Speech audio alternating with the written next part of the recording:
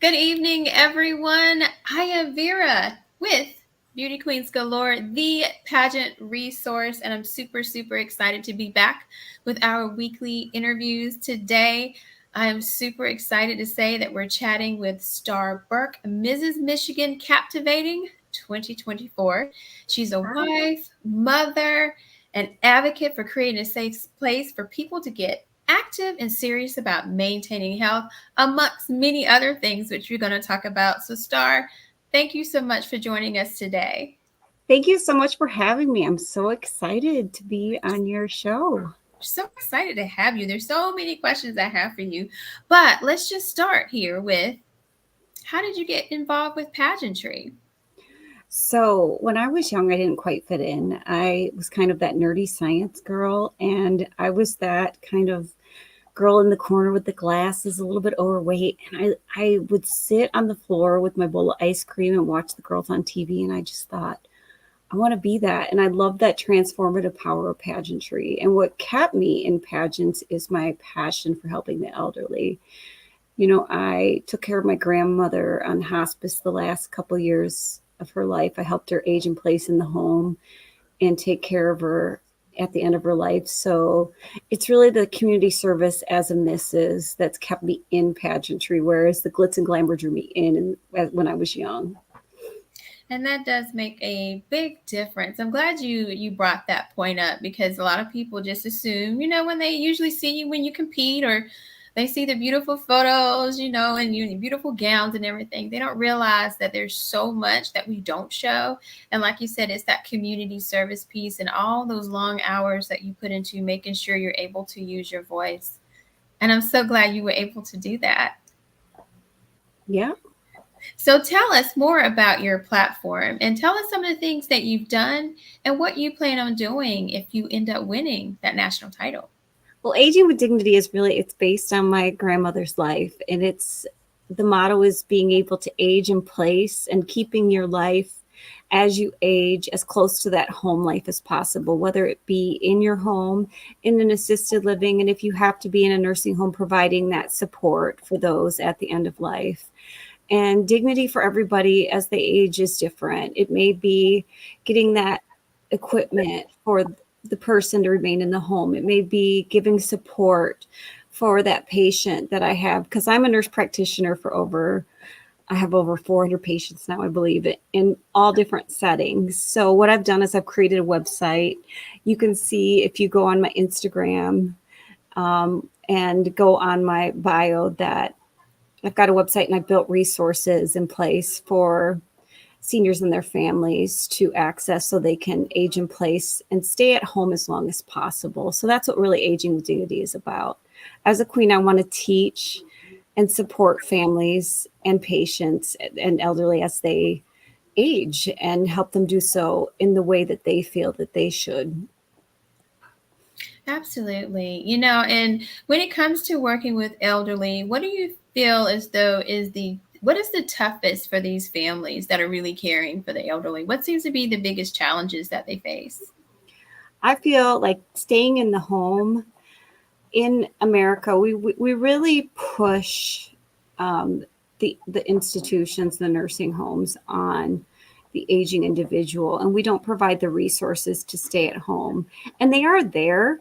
It's just bringing them to the forefront, bringing that education of the hospices, the home care agencies, how to do that. And there are great resources such as gtindependence.com, where you can get the local senior centers, like the Senior Center, Northville Senior Center that I work with.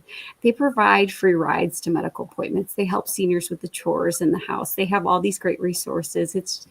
And so just helping people to find what they need to stay at home as long as possible.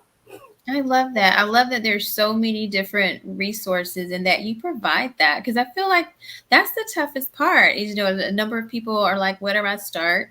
Because we do have a lot of seniors that are very sufficient and still want to be home on their own. So I'm glad to know that there's many resources for them to be able to follow along. So, and with their families too, to feel comfortable. Because they are an important part of our lives. I always say that I love seniors. They're just so sweet. I love all their stories too. They have so many stories to tell. And I think the most important thing is knowing that it's not an all or one option. I mean, many people believe that you have to just be in a facility forever. And if you're on hospice, you can just get respite care. You can um, be in home, have the family caregivers, but then the families will need a break, and the hospice benefit will pay for the loved ones to go on vacation and stay in a facility for a couple days, and then you can return back home. And I think that many people believe it's all or nothing, and it's not that.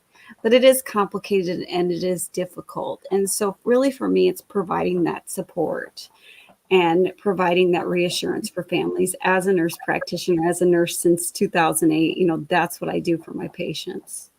And you do so much for your patients. Like I said, I really do appreciate all that you've done and your resources as well. So we appreciate that. Thank you. Thank you. So let me ask you, Beauty Queens Galore is a huge pageant resource. So what would you like to see more coming from us? I just want to see more. I think positive pageantry is a really important thing. Seeing systems like the captivating system is a really positive example of pageants. I really feel like it's a sisterhood where I feel at home, where I feel at ease. I want to go back there. All the queens that win, they come back to the system. I want to see systems that are good, that we love to compete in, and just featuring queens that are really happy competing in their systems and really want to promote their systems. I want to see the positive aspect of pageantry. I think there's been some negative things said about pageants, and I just want to hear the good things. Absolutely, because there are so many good things about pageantry. And like I said, we're using our voices and to be heard and to send out messages to help other people. So I agree with you 100%. And you talked a little bit about the captivating pageant system. So I would love to hear more in terms of competition. What categories do you have? What are the age ranges for anybody who may not know?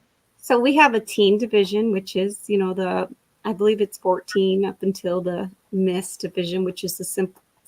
You'd have to look on the actual website, which I'll have it.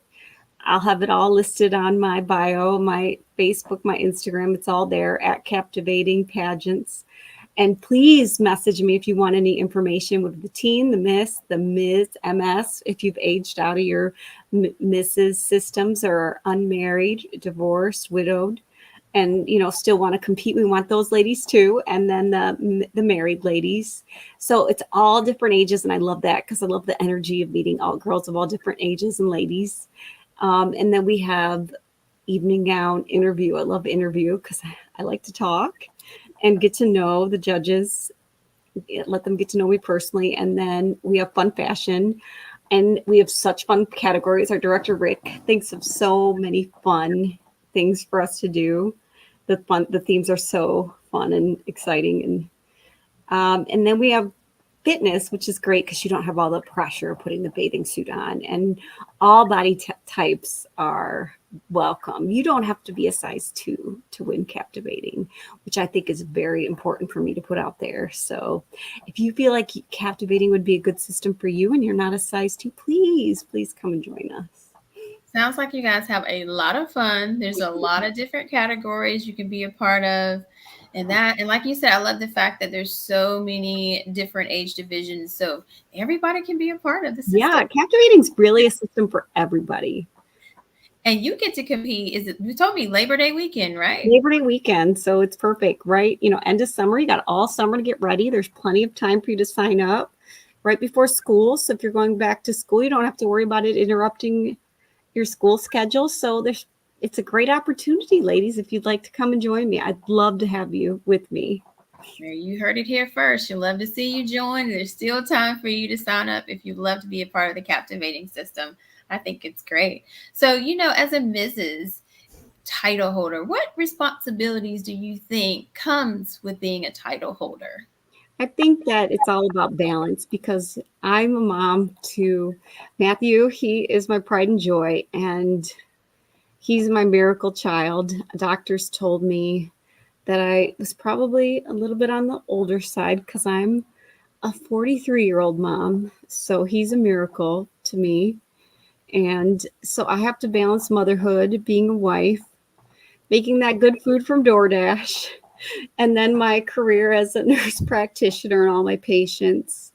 And then my work with the community, which is so vital and important to me. So married women, we have to be organized. And that's what would make me a good queen, is that I'm very organized and I stay on top of things. I always have dinner on the table every day for my hungry boys, and I have time for all my patients. I love it. So you got to keep the boys fed and you still have to make time for your patients.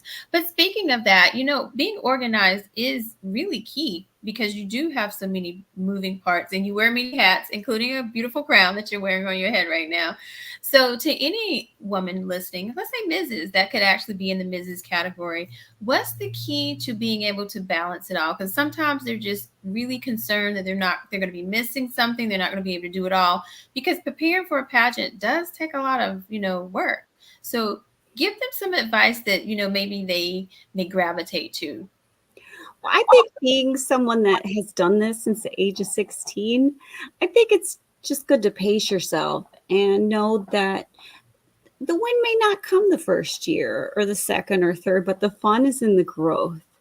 And I've just enjoyed this process working with my coaches. I've got a great coach. I've got Wendy Russo. Hi, Wendy. I hope you're watching. You're just fantastic in that.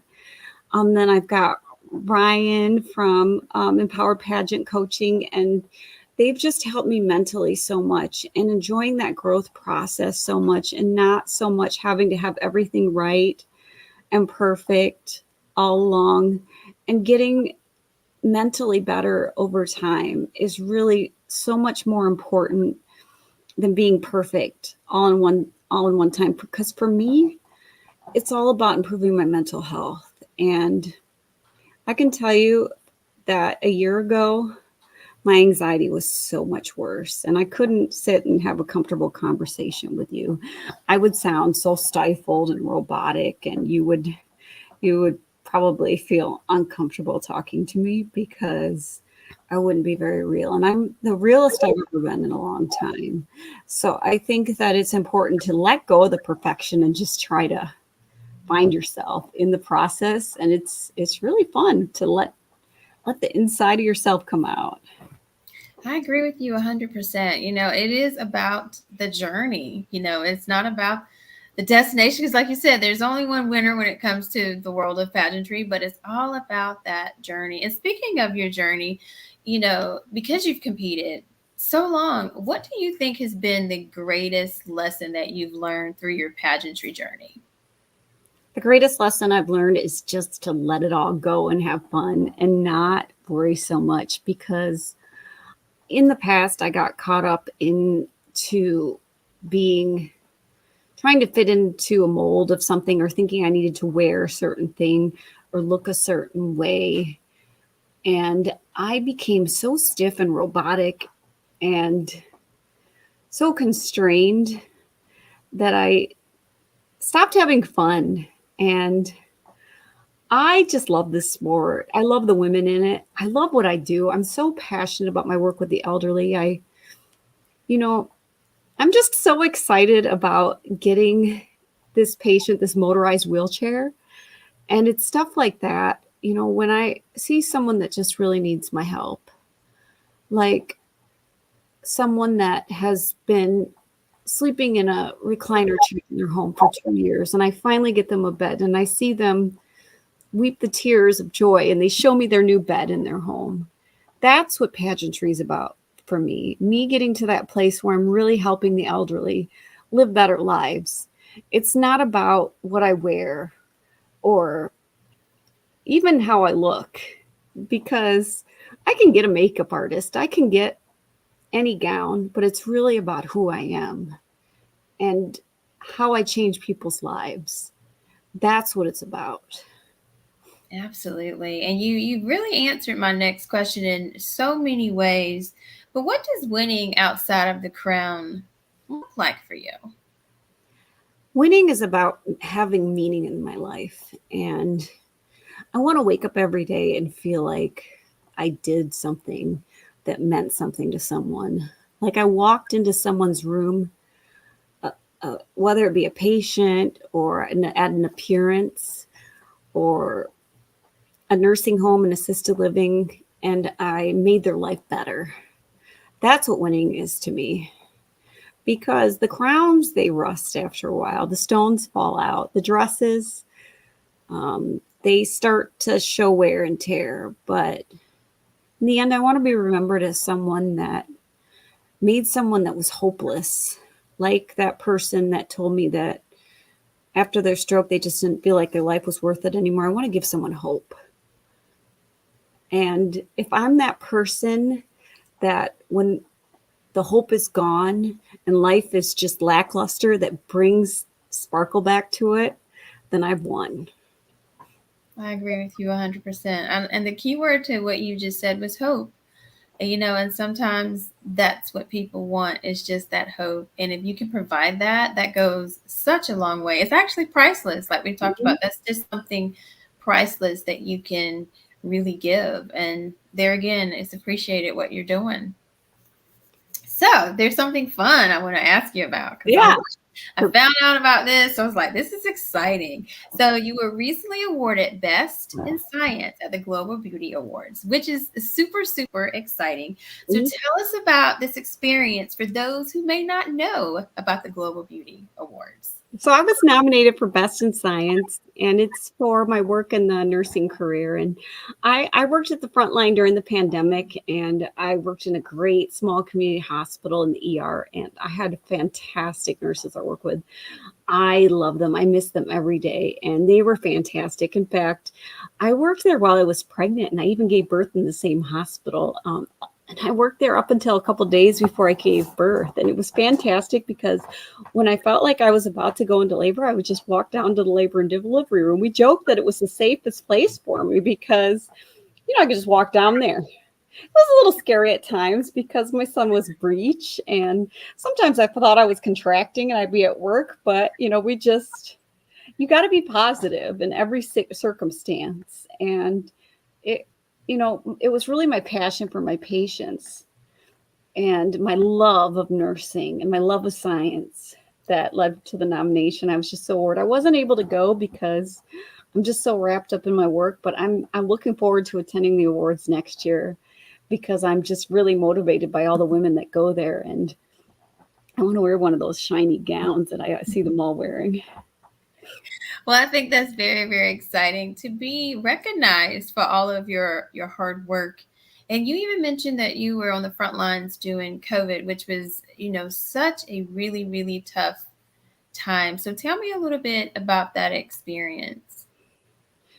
That was hard because that was before we had the new treatments. We didn't really know what to do. And I remember when the first COVID patient came in out of the car and just being baffled by it. And then I remember one night I was in the ER and they said that there weren't enough, they were going to run out of ventilators, and but I knew we had room somewhere, so I said, "No, we have to intubate this person even though we're out." And my friend who was a charge nurse, she said, "Oh, you're just so stubborn." And I kept manually ventilating this patient, and I just promised him I was not going to give up on him. And we ended up pushing him down and using one of the temporary wall ventilators in the OR. And I never gave up. And it was that we all just had that fighting spirit. We were warriors at that time. And we didn't have fear because being in the ER, being a nurse, it's just not an option. And that's what we are. That's what ER nurses are. Absolutely. So, of that experience, what do you think was your greatest lesson that you learned during that really tough time? I just think I learned the value of life. I think that when you see the fragility of life and you see so many people lose theirs without their family, you know that it has meaning. I remember one patient, she was calling for her mother, and I I couldn't let her die like that. So I got in the bed with her, and I held her in my arms, and I knew that that was the right thing to do. And I could have died, but I had to show her that her mother was there. I had to give her that love. And that's what I believe that my purpose on this earth is, to love people at that level. Well, wow. I mean, like I said, what you did for her, that probably meant the absolute world, So again, thank you, for your service and all that you do, because it's very much so appreciated. Trust me, it is. Thank you. So let me ask you, what do you feel as though has been the greatest advice that you've received thus far? And I'm sure you've received a lot of advice. So what do you think has been the greatest? Um, I would say to relax, probably, and to take more time for myself, because as someone that does a lot for other people, I think sometimes I say yes a lot and I give too much. And sometimes I just need to say no more and take time for myself. And setting boundaries is something I'm getting better at, and something that I'm working on. And definitely, I'm working on getting more sleep now that my son's getting older. Definitely want to make sure you get some sleep. And yes, it is completely fine to say yes to yourself. It's not being selfish at all. You got to make sure you love on yourself, because you do. You're a huge giver. I mean, you give a lot of your time, energy. So you got to make sure you're taking good care of yourself. And I say that because I take that my own advice, because I can be guilty of that too. So I say it out loud for my own self too. Um, so, ooh, this was really great, because you've brought this up many times. You mentioned being fearless, and a lot of your posts talk about that, and your advocacy and being fearless. So, how or what's the easiest way for people to be able to transform their mindset to being that way, and pretty much more stepping more out on faith, going for things, and having that fearless mindset? I think it's taking your fear and just looking it dead in the face. A big example of that is I don't like the expressway, and and I don't like driving. And so what I've done is, right after my son was born, I had a lot of that fear. My fear was really, really just, I was struggling with it. So I took a job doing home visits, and I took my fear and I just stared it down. And I mean, there were times that I would get on out of the side of the road, and I would stand on the side of the road and I would scream from the pain of my own anxiety. And I just said that I was not going to let my fear run my life. And there are still times that I do that, and I just decided that I was not going to live my life that way. And as someone that takes care of individuals with mental health issues, because many of my elderly patients have mental health issues, anxiety, depression, because of their situations, being taken out of their homes, being in institutions such as nursing homes, dementia units. It's important for me to spread that message. And as a queen, because there are many other queens that have mental health issues, it's important for me to talk about this. And that's the way that I've overcome my own fear. I love that. I love how you said you just need to face your fears. Just I think we all have been guilty of just being afraid of doing that, but like I said, you just never know by facing that fear, because you feel better once you do it. Because I feel like the anxiety is even worse until I you mean, do it it. doesn't feel good when I do it. I mean, and there are still times, and I just say, I hate this, but I make myself do it. And one of my coaches said, pick 10 things that make you uncomfortable on a 1 to 100 level and just do them. And I mean, it's just, that's what self-growth is taking things that make you uncomfortable. And that's why I love pageantry, is it takes you out of your comfort zone, and it just makes you just squirm. But that's what growth is, pain. Yes. And speaking of pageantry, and we talk about nerves and, is there anything that you like to do, let's say prior to being interviewed or even prior to being on stage, to answer that top five or that final question?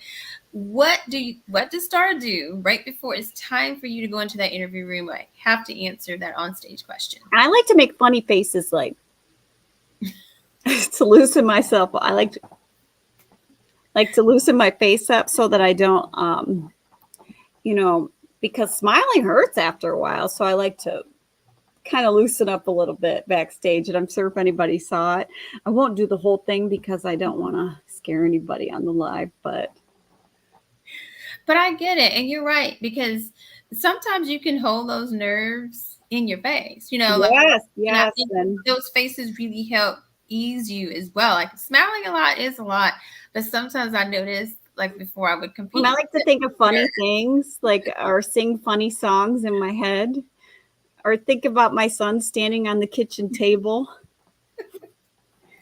and they're all such great distractions. I'm glad Right. that you're Just sharing really funny things. Or someone telling me a silly joke. that. See, I love that. And see, those are the things that really just take you out of that zone, Mhm. and not even think about what you have to do. I love it. And I appreciate you sharing that. And speaking of pageant prep, what do you think has been the most difficult when it comes to preparing for this pageant? Because you've been in pageantry for many, many years. So what has pageant prep, how has it been different for this particular pageant versus others you've done? The most difficult thing for me has always been opening up.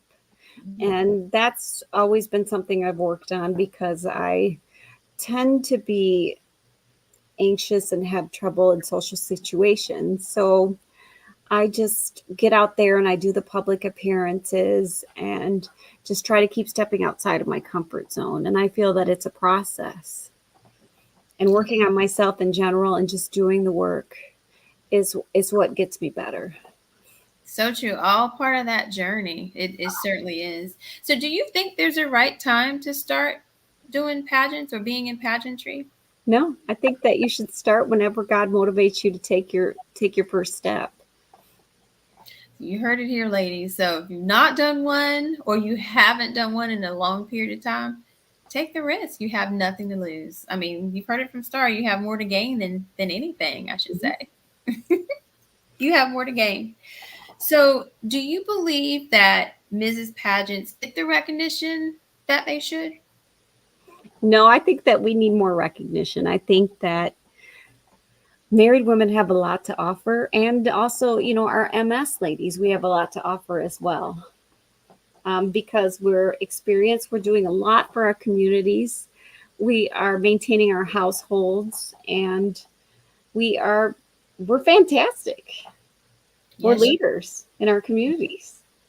you are. And you have such great support systems too, because sometimes when you go out on these appearances, I love seeing the husband is like the photographer, even your children step in and they're taking a part of your journey. So I love the fact that it literally is a family affair because they're a part of it. Like what I always say, they're a part of that too. So, knowing everything that like we said, you started in pageantry at an early age. Is there one thing you wish you would have known before you first competed? I wish that I would have known that there were. I wish I would have had more coaching earlier on. I didn't think that I needed a coach at the beginning. I was young and I was naive, and I did find some great coaches several years into it. But I think that, like I've mentioned, my coaches, Wendy and Ryan, and I've had some other great ones along the way. And I think coaches have really helped me, not just in the competing process, but with my mental health, with that emotional support. And I think that I wish someone would have told me, hey, you really need a coach, not because you need it to win, but because it's just going to help you in life. And having that coach does help you, like you said, in many ways, not just in the pageant journey, but it ultimately helps you in your personal journey through life as well.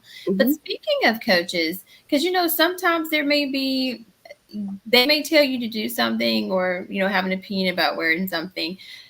Do you feel comfortable being able to tell them that, I hear you, but I don't agree with what you just told me? Well, I think that I'm really lucky that the coaches that I've picked have been really good about going with my own personal taste and have really wanted to help me find my own identity. I don't think you should ever pick a coach that is trying to make you into something that you're not. I think that also coaches are meant to help guide you in what the system is. And sometimes certain systems are looking for a certain type of winner. And maybe, I've been guilty of being in systems that maybe were not aligned with who I am and trying to fit myself into, a square peg can't fit into a round hole. And if you're not in the right system for your own personality, like I used to wear bright pink eyeshadow, and maybe I'm not a bright pink eyeshadow type of pageant girl in a blue eyeshadow type of pageant. That's just an example. So you need to fit where you're going. So, and if the coach is telling you, hey, for this pageant, you need to wear this dress, and you don't like that dress, maybe it's not the pageant for you. Mm. I agree with that. And we talked about how great captivating is, but what really was your deciding factor that you really wanted to be a part of that pageant system?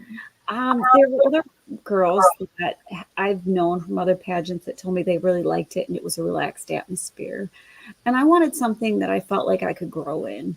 And with my background of having anxiety and needing a place where I could practice on my walk, my interview skills, and grow and learn, I needed a stress free environment where I could take my time because I just given birth a couple years ago. I just gotten out of the pandemic, working in a very stressful environment. I needed a low stress pageant, something fun, something where I just felt like I could take my time. And so that's why I picked that pageant. And that pageant it's only a weekend. It's in Ohio. It's over Labor Day, and it's very laid back, and that's what I needed. Yes, and I love the fact that you were saying you get to have fun and you have that laid back experience, which is very, very important too, because there's so many moving parts and pieces in everybody's life. So it's good that Right. you found a system that can correlate with that.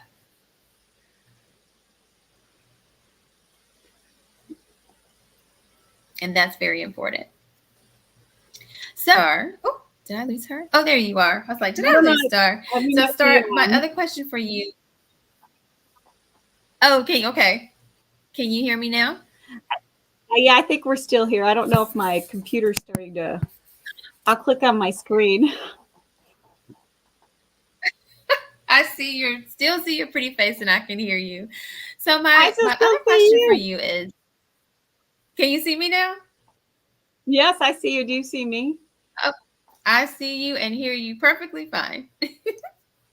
So my last question for you is, you're so busy, but tell me, is there any projects that you're working right now that we all can be a part of that is going to lead up to your pageant?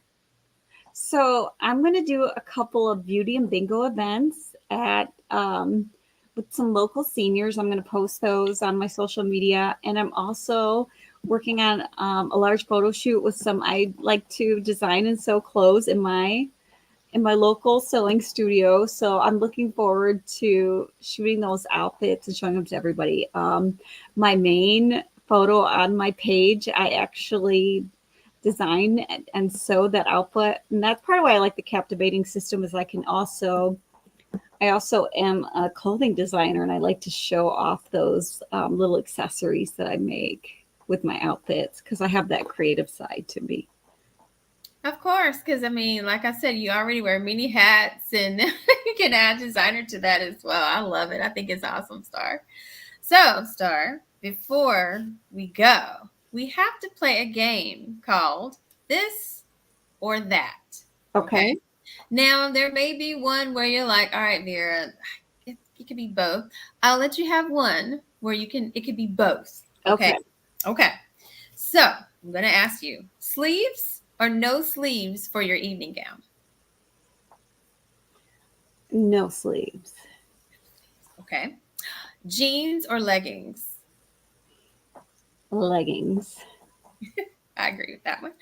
It's always everybody's like half and half with that one. Okay. Long or short nails? Short. I agree with you on that.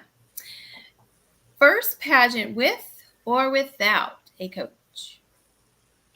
I did it without, but I would do it with if I had to do it again.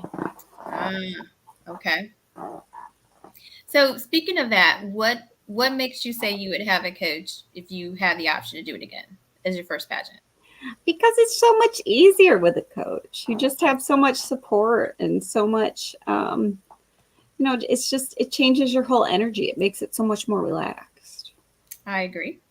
Sneakers or stilettos? Both. I figured that would be the one you would say both. Ooh, early bird or night owl? Both.